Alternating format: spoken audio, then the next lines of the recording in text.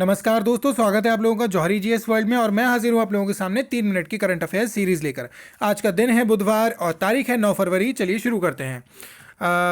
पहला प्रश्न है, हाल ही में किसने और क्यों AAHT ऑपरेशन स्टार्ट किया?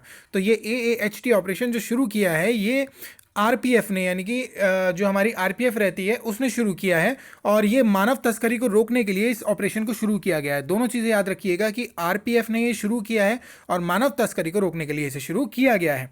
दूसरा प्रश्न हमारा क्या कहता है, वो ये कहता है कि हाल ही में किस देश ने पहली बार डीएनए वैक्सीन लगाई? हाल ही में किसने पहली बार डीएनए वैक्सीन लगाई? तो वो देश है भारत।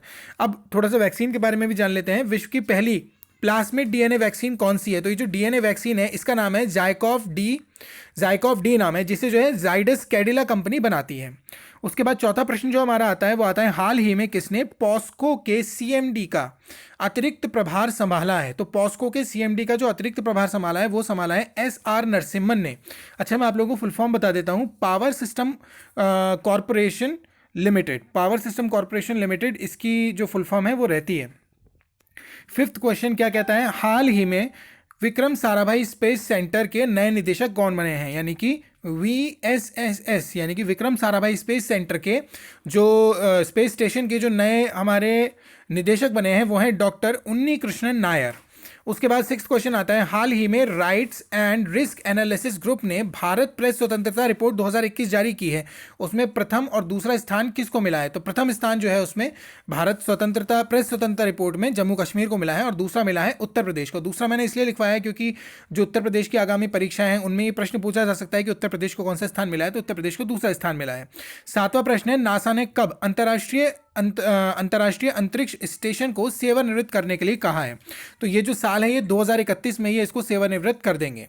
आठवां प्रश्न, वह वैज्ञानिक कौन थे जिनका हाल ही में निधन हुआ और जिन्होंने पहली क्षुद्र ग्रह खोजों का नेतृत्व किया था? तो उनका नाम याद रखिएगा, वो थे R राजमोहन। नौवां प्रश्न जो बहुत बहुत ज़्यादा महत्वपूर्ण है और आगामी परीक्षाओं के लिए तो बहुत ज़्यादा मोस्ट इंपॉर्टेंट है, वो ये है कि कर्नाटक के कबीर किसे कहा जाता था? ध्यान रखिएगा क्वेश्चन, कर्नाटक के कबीर किसे कहा जाता था जिनका हाल ही में निधन हो गया? तो वो थे इब्राहिम सुतार, इन्हें ही कर्नाटक का कबीर कहा जाता था। 10वां प्रश्न, कौन सा देश जायंट मैगलन टेलीस्कोप परियोजना का नेतृत्व कर रहा है? तो ये अपना अमेरिका है। 11वां क्वेश्चन है, छपकली की नई प्रजाति जो हाल ही में केरल में मिली है उसका क्या नाम है?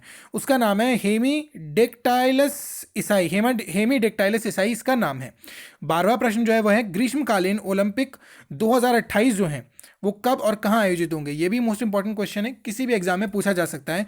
तो जो ग्रीष्मकालीन ओलंपिक 2028 हैं ये कैलिफोर्निया के लॉस एंजलिस USA में, यानी कि कैलिफोर्निया, लॉस एंजलिस और USA तीनों नाम याद रखिएगा। मतलब लॉस एंजलिस जो है कैलिफोर्निया में है और कैलिफोर्निया जो है वो अमेरिका में है, वो कुछ भी दे सकता है।